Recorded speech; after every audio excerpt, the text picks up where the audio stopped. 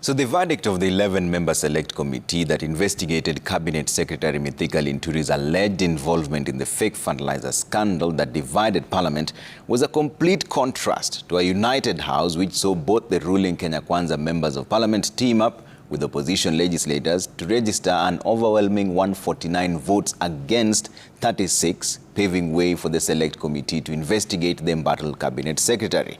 So what really transpired? Seemingly rare united front by the ruling coalition, Kenya Kwanza, and opposition MPs over Cabinet Secretary Mithika Linturi's impeachment motion only lasted for 10 days. Kenyans must know that the 6 members of the Kenya Kwanza MPs in the team and their surrogates in Jubilee all voted to save the minister. It is only the 4 from Azimio who stood with Kenyan farmers. And so the farmers of Kenya must know who between Kenya Kwanza and Azimio are truly their friends. I know there are those who have expressed their minority opinion.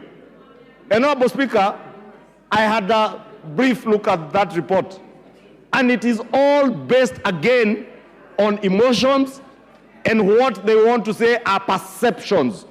Honorable Speaker, the drafters of our constitution, including the Honorable Tiende Amolo who drafted this constitution, should have then considered putting either under our values the question of perceptions. This is after Kenya Kwanza allied MPs in the 11-member select committee, established to investigate the embattled CS, voted against the impeachment motion tabled by Bumula MP Jack Wanami Wamboka, clearing the CS. If we continue like this, then in the national holidays when people are given honors, Mr. Speaker, we should add corruption as one of the honors that is awarded, Mr. Speaker. Corruption should now become a badge of honor in this country, Mr. Speaker. How can this House preside over a committee report that has turned the wheel of 49 members upside down, Mr. Speaker?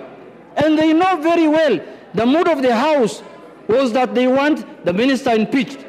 Now, it is now the responsibility of the appointing authority to sack that minister as early as this afternoon, Mr. Speaker. I have seen lawyers saying that members of parliament, if the 11, somebody tweeted that the 11 members times 5 million shillings is the basis on which this motion will be decided, Honorable Speaker. And it's a very senior council in this country, Honorable Speaker. It is shameful and unfortunate, Honorable Speaker. Azimio legislators squarely blaming Kenya Kwanza MPs in the select committee for going against the majority decision of the House. That if you look at those 7 members who have rejected this report, even on the floor of the House, about 5 or 6 of them made their contribution and they supported Linturi on the floor of the House. So Kimani Ichung'wah, while constituting this committee, clearly wanted Linturi to be let off the hook, as he told us when he was contributing to this motion.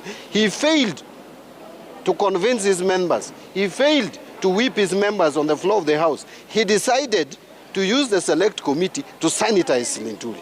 I feel completely disappointed with the National Assembly of Kenya.